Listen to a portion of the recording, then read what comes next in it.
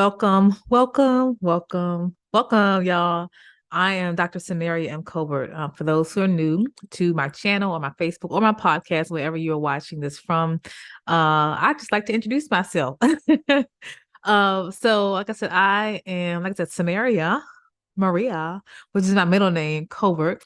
I am a licensed therapist. I've had over 16 years worth of experience being in the field. I have written lots of books. I just released my latest book, but I've written I think I'm at book number 63, I believe. I always lose count, honey. When you wrote so many books, it may be 65, I don't know. But let's go with 63. And I just released my latest one called Esther's Grace. I'm going to be doing a teaching coming up on Esther versus Haman. That may be next. I own a private practice where I'm located right now. It's called Kingdom Creative Counseling. We are located in Greensboro. I love us in Greensboro. And I've done a lot. My goal for writing is to inform, to train, to develop, and to give you insight, to also to heal as well. My goal is 100 within the next 5 to 10 years. And so at the rate I'm going, honey, I'm going to get there. You watch me, I'm going to get there. And I have all kinds of things, dilly dallies and everything in between. And I like to give you kingdom principles to bring about lasting change. So let's get started. So I want to first start by saying thank you all for all the birthday wishes. My birthday was on the 13th. I really did have a pretty relaxing day. I was going to go out and go take a trip. However, for those who have not been keeping up with me, I spent a boatload of money, y'all. So I'm completely being honest. I was like, let me rethink the situation here, okay? I had to moved into a much bigger office that was not furnished, and I had to furnish it, and so I paid off a car. And I'm not saying it to brag. I'm just telling you about the faithfulness of God, and so I decided to use some wisdom, and so, but I did have a wonderful birthday, and I do thank everyone, whether it be on Instagram or Facebook, that wished me happy birthday. God is faithful. So today I'm going to talk about in being a reflective about my life and what I've learned. I want to talk about 10 things I've learned as a 40-something-year-old. I always do this kind of every year. Most of the time I write it in my journal, like what have I learned and what do I want to learn within my next season in this next year. And I'm going to actually talk a little bit about that. Now I want to say this, I did put out a poster, then that's not going to be till November. And the title of the poster or the advertisement was From Side Hustle to Full-Time. I am a full-time entrepreneur, honey. And if this ship goes down, honey, ain't nobody can pay a bill for me at all. I do not have that level of support.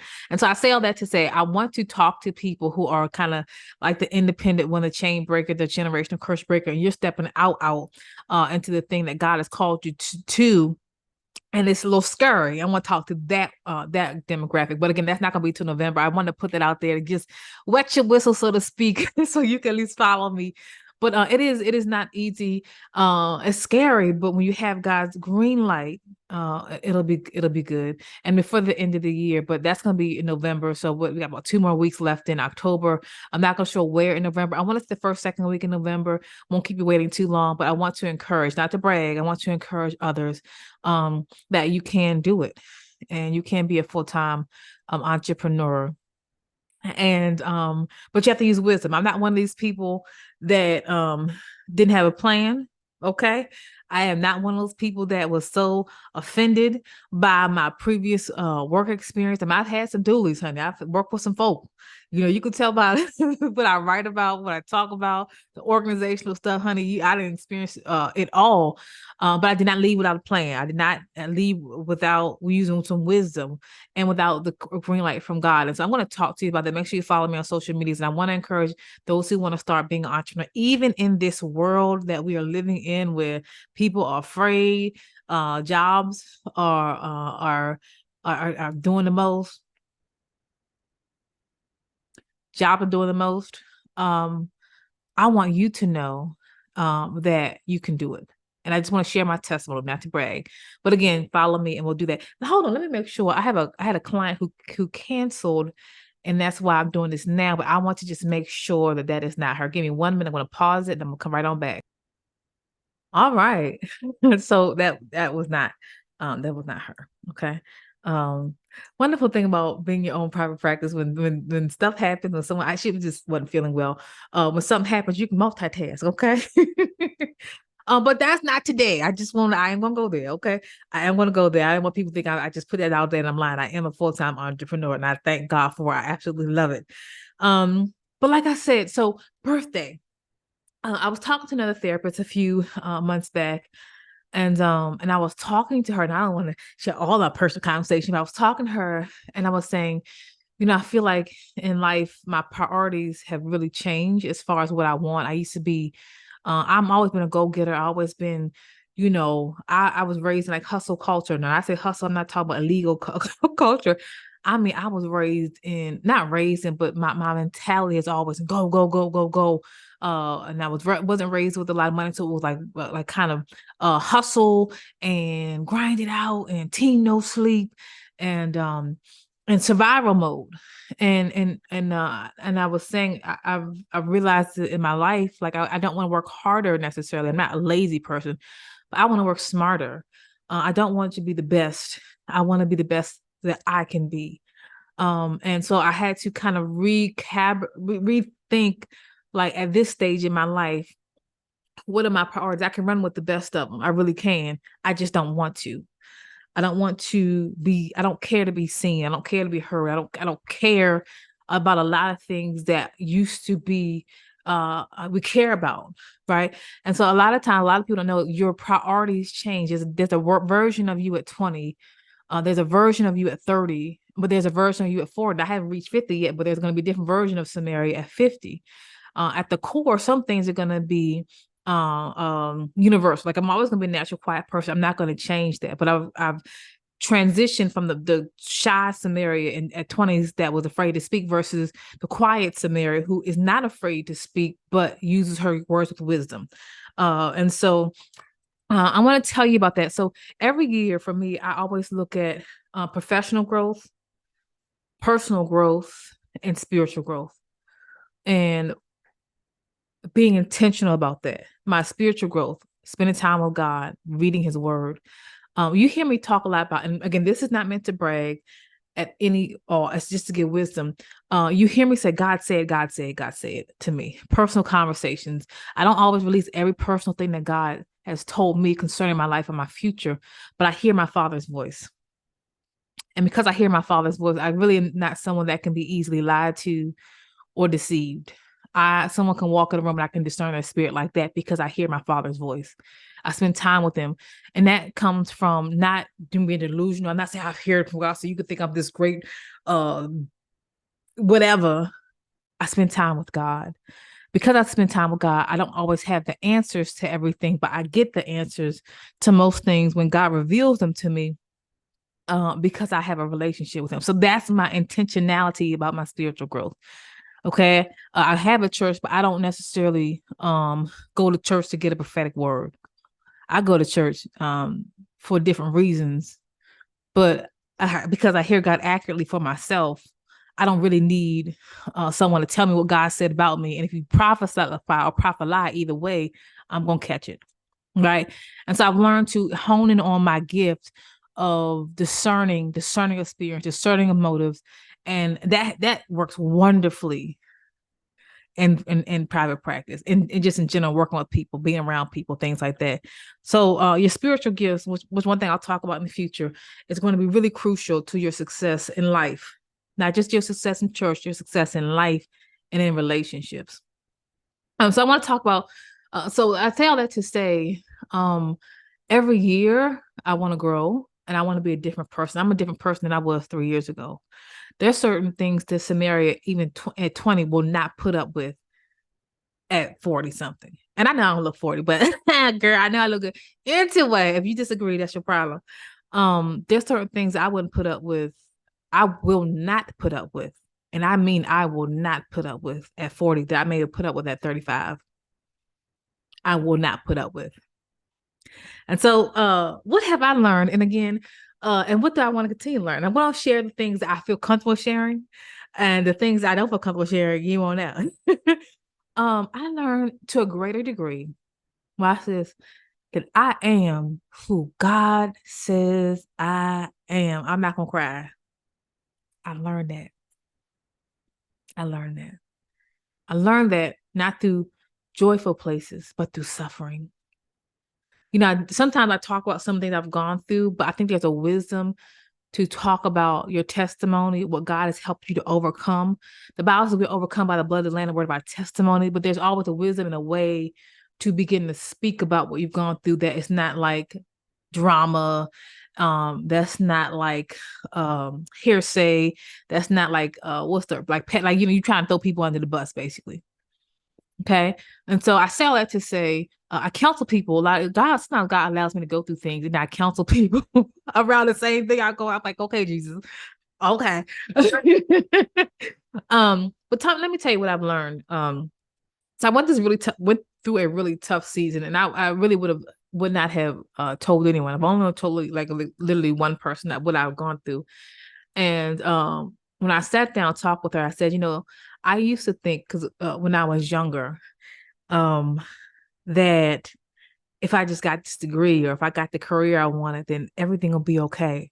And I realized getting a degree, becoming successful does not stop the enemy from being the enemy. It does not stop people from being people. As a matter of fact, it reveals who is really for you, who's not. So I went this really tough season where I was dealing with accusation lies against my character, against my personhood, and against who I am as a person. I never cheated, defrauded, lied on, mishandled anybody.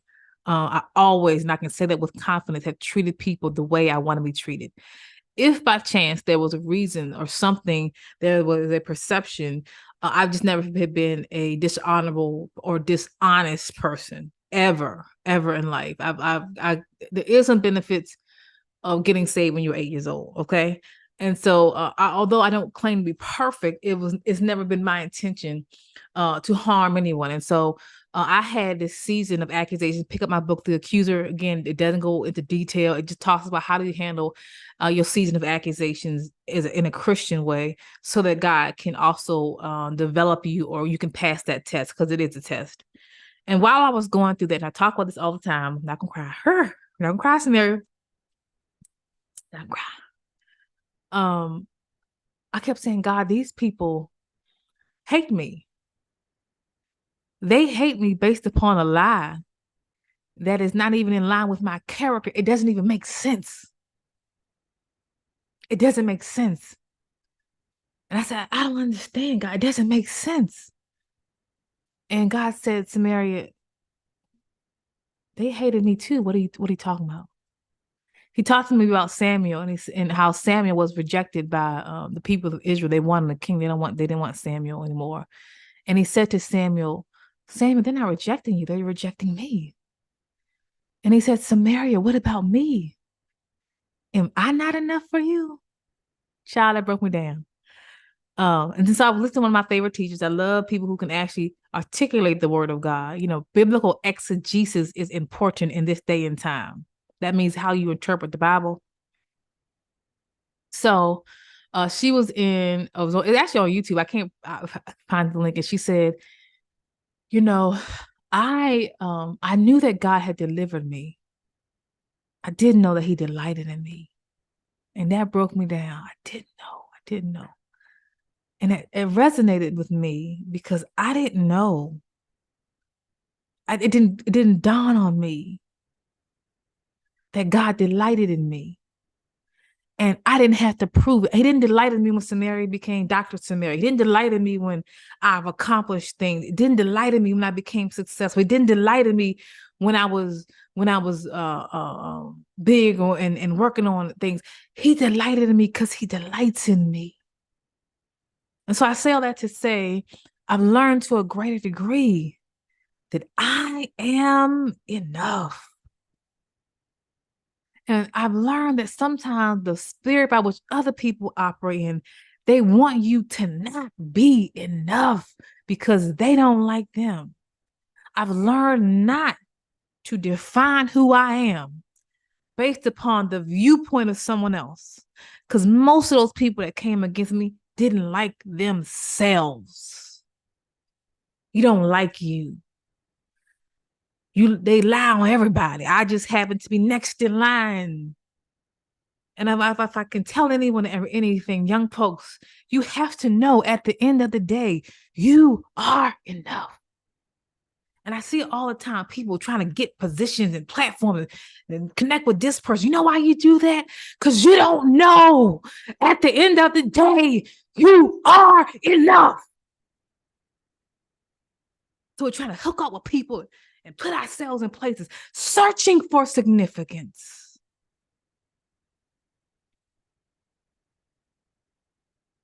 When you know at the core, you are enough. You recognize that when it is your time and when God has purposed it for you, there is no devil in hell. You don't got to play the game to get got and get put on when you know you are enough. So what I learned, beloved, to a greater degree, that God delights in me. And that's not a black brag. That's a position of a heart posture. If you don't like me, that's your problem. I'm not chasing after nobody because I am enough. I don't chase after positions or promise because I am enough.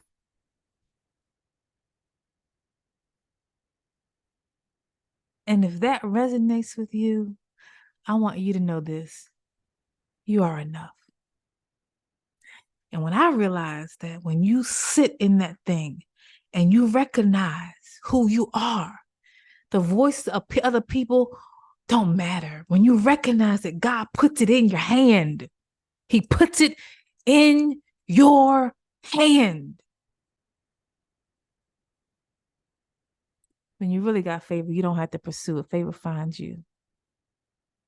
Look at anyone in the Bible. Look at anybody in the Bible. Favor found them. They didn't go searching for favor. All right. Now, hallelujah. I got through that one, y'all. I didn't cry. I've learned this because I know that I'm enough. I learned that my voice matters.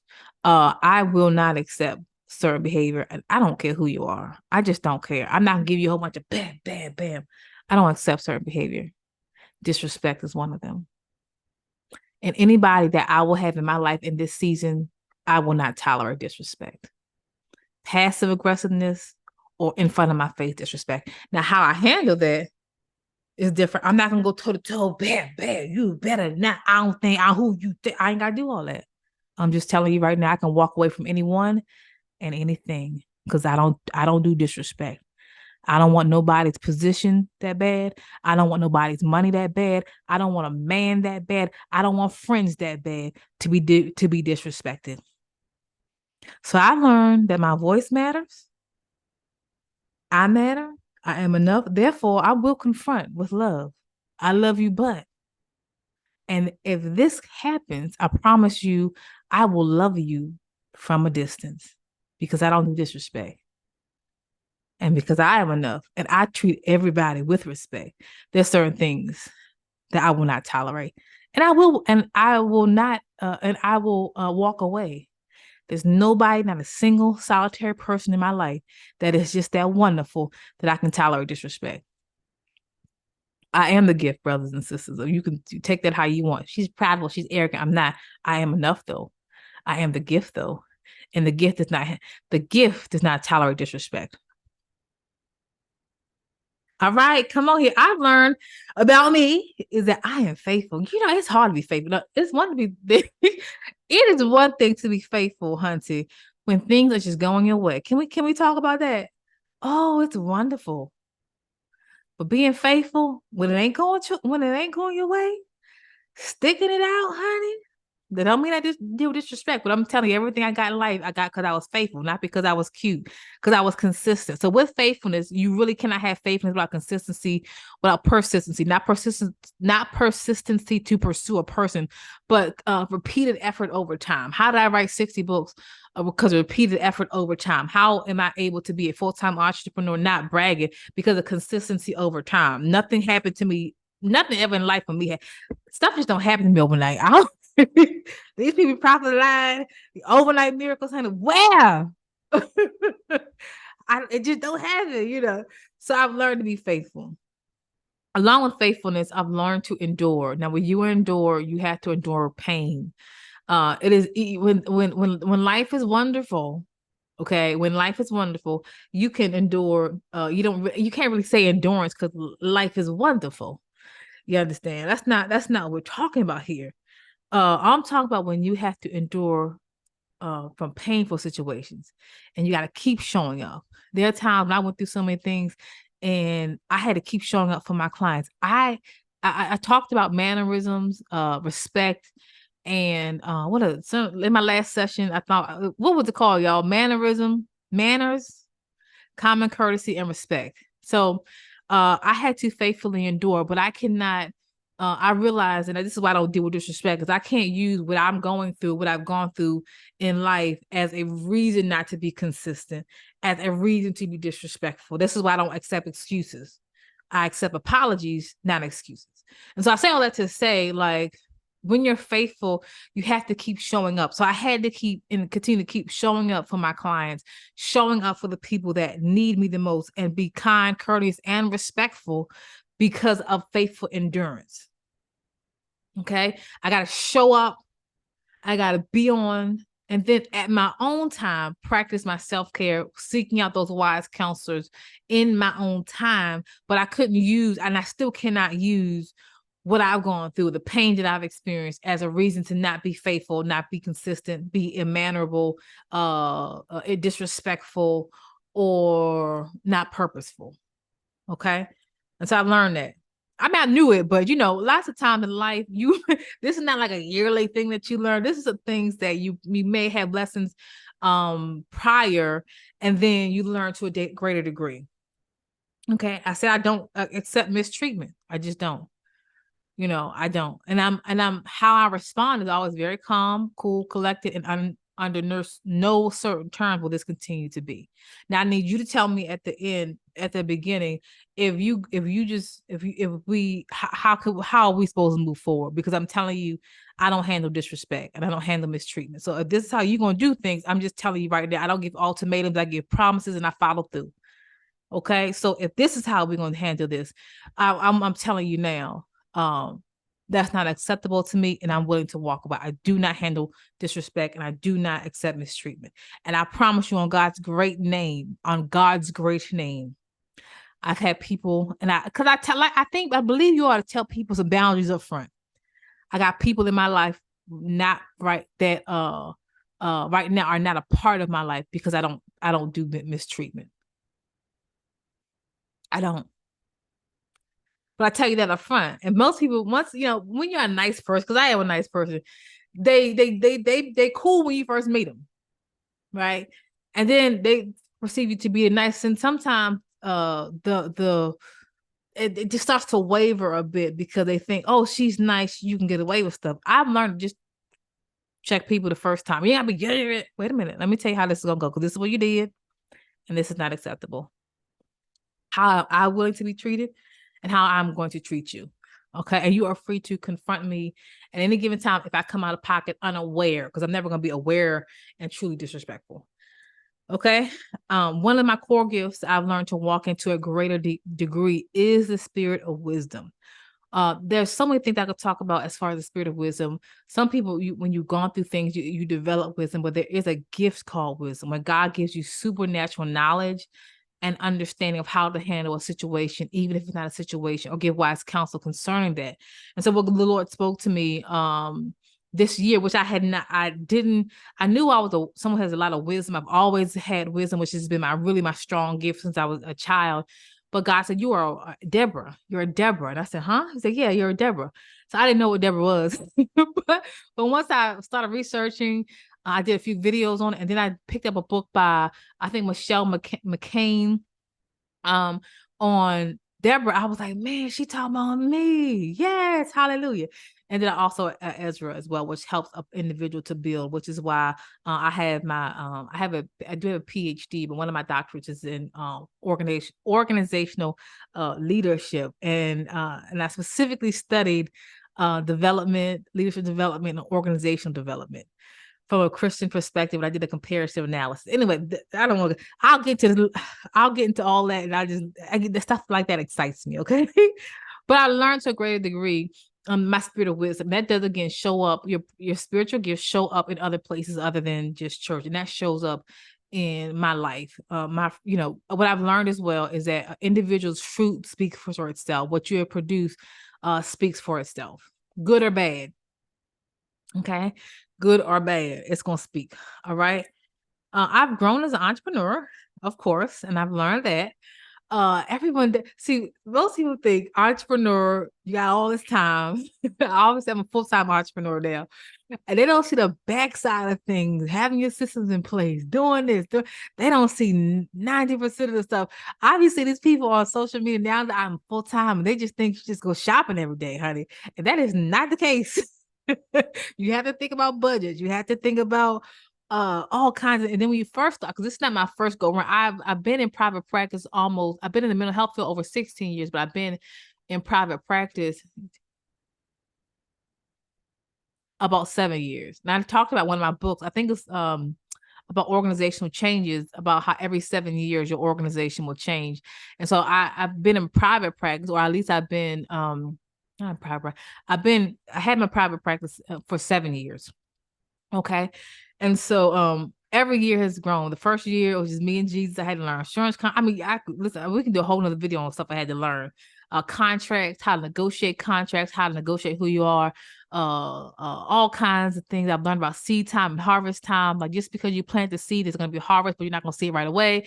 I mean, just so much. I literally could go on and on about the things I've learned. It's not that it's hard, but when you go to school, a lot of people don't know this. When you have an issue with your billing, or you go to your primary care physician and they charge you, they don't teach us business in the human services field. They teach you treatment. And so beginning, I had to learn there's a business side. It doesn't necessarily mean I'm going to see people because of how much money I'm going to make. But I had to learn the business side about contracts and negotiating and showing up in big places, and learning about my schedule and how that's going to work, and how to budget, and how to spend, and when to cut corners and when to just go ahead and spend. Like, you know what I mean? Like, I had to learn all that about taxes and how to keep good records. I've never told anyone, all my taxes are paid. Okay, somebody started to remember about that as well. But my first year, I broke even as far as my financial repertoire, and that's just natural. When you first start a business, you may not necessarily make money, or if you make money, you kind of put all that back into the business, which is normal. But I didn't keep good records. So I've learned how to keep good records, and just in case you get audited, I mean, you just name it. I have learned it. So every year, I will say this: I grow more in my business knowledge as an entrepreneur. And I'll talk a little bit more about that. I think when I think of some of the areas that I want to talk to people about, I want to talk to them about the business side of things, particularly in the human services field and the entrepreneur, how we have to show up a little bit different. For example, you cannot DM me for any type of business related to, definitely not therapy, because of the laws that regulate HIPAA and confidentiality. And so I want to teach that demographic a lot about business and that mindset, but that'll come in the future. Okay. Anyway, you can tell I'm really passionate about this, but again, hopefully you get some inspiration. It's not meant to brag or tell you, but it just is. Okay. I learned to have faith over fear. I was in prayer about a situation, and I'm just being honest, I kept saying, God, wait a minute. And I know I've heard from you concerning this matter. Why hasn't this person heard from God concerning this matter? Because God will tell you the truth. Now, people tell you one thing and they just, they self-deceive. Why hasn't this person responded to you in this way?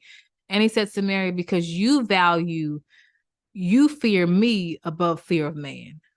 And when he said fear, he doesn't necessarily mean like I'm not afraid of God, but I reverence the voice of God more than I reverence the voice of man, of fear. So if God tells me to go forward and do something, go speak to this person, go do this, I just do it, not because I'm not afraid, but because I heard God. And so I've learned that about my own faithfulness, that I have to have faith over fear. And I've learned not to stagnate, but when God tells me to move because I value the voice of God. I reverence him more than I don't care if you don't like me. I don't really even care if you reject me. And that has gotten me to a really great place in my life. Oftentimes I will tell you this, when you start off, you don't always see the results of your consistency. You don't see the results of your persistency. You don't see the results of your obedience right away. As a matter of fact, sometimes it'll appear as if the people are being disobedient who are clout chasers, or the people that don't have pure motives are winning, but you just keep being consistent, because in due season, God will he'll just do it. Let me not. I'll talk about that later. So I've learned to have faith in what I hear God say and not what I can see, because looks can be deceiving.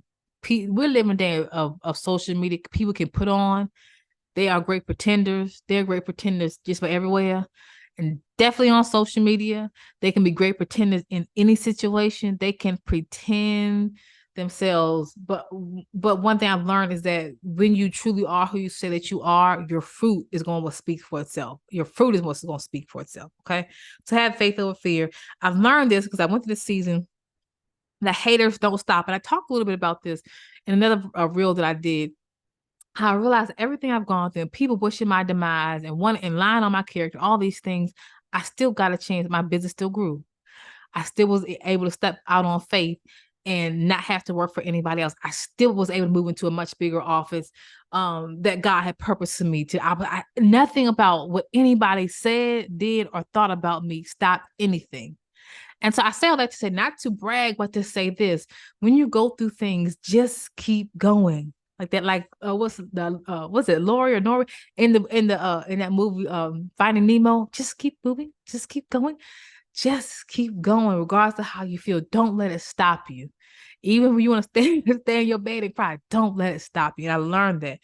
And so, in walking into my new season, my new office, I heard the Lord say, it's not an ending, it's a new beginning. It didn't stop me.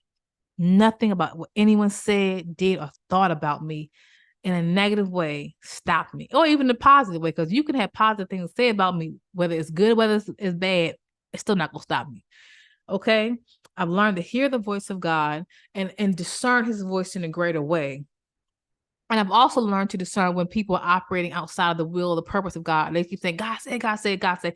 And the voice of the Holy Spirit says, no, I didn't really say that. I didn't say that. That's not what I didn't tell him to do that. So I've learned not to say what God didn't say, but I've learned just to hear the voice of God and obey. Last few things here that I've learned as I continue to learn as I grow in life and all these things is a growth mindset. And there's a difference between a stuck mindset, a maintenance mindset, where I'm just trying to hold on to things, and a growth mindset. And that growth mindset can be present in any area. You could be a family that doesn't grow. You could be an organization that does not grow. You can be a church that does not grow and is stuck and stagnant. You can be an individual person.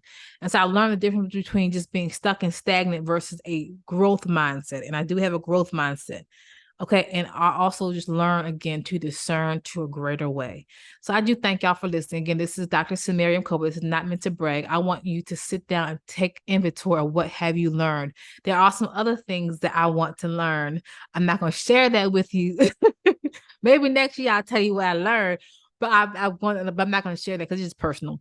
But there are other areas in life that I want to continue to learn and grow. And I think that as long as you are alive in this earth, you're going to master a lot of things. You're going to become an expert in a lot of things. Just with your consistency, you learn. And there's certain things I don't need to, you just learn as you grow. And the more you're consistent with the same thing over time, you become an expert, and then you can teach, you can train, you can develop other people, but you can't do that. You can't train people where you have never been. Okay. and that's okay. And so, what was I saying? The point I make with all that is that I want to continue to learn and grow. I'm never going to get to a place. I don't care when I'm 85. I want to know when I turn 86, I want to have a plan for my own growth. And God will teach you some lessons you didn't even think that you needed, but you have to continue to grow. And that's what my goal is in life, personally, professionally, organizationally, in every area of my life. I want to share. I want to pour into others, but Samaria wants to keep growing. Okay. God bless you. If you want to request speaking engagements or any other my works, my books, my latest book has Esther's Grace. It just came out. I'm going to do another teaching next on Esther's Grace. It may not be next, I don't know, but it's coming. And then go to www.drsamariacolbert.com. And again, make sure you subscribe. I am going to talk about how to transition from part-time hustle to full-time, and you can do it. And that's what I want to encourage you. That's why I do this. I want to just encourage other people. What else? Okay, so training. If you want to train with me, I can do live trainings as well, but I do have them pre-recorded. www.trainingchristianleaders.com. If you want me to do a live training at your organization, I can absolutely do that. You will still go to www.drsamariacolbert.com, and where it says contact me or book me, you want to put your information in there. There is a preset cost for live trainings, whether it be virtual or in-person live trainings. Because that will require me to but maybe if it depends on what training you want. If it's a Saturday or lunch and learn, I have to like hold my clients so I can do a training, which I'm okay with, but there's a preset cost for that. But again, drsamariacolbert.com. And of course, if you're located in the state of North Carolina, okay, or you can if you get your body here, okay, you are physically located in this office, okay. You want to go to www.kingdomcreativecounseling.com. We do accept most insurances. Okay. God bless you. Thank you. And thank you again for all those people who gave me those happy birthday wishes. It's good to be loved. It is good to at least be acknowledged. And I do appreciate that. And I'm going to treat myself to my birthday really before the end of the year. I just had to use some wisdom. Okay. All right. God bless you. We'll be back in the day, in the time, and the banger, y'all. Bye.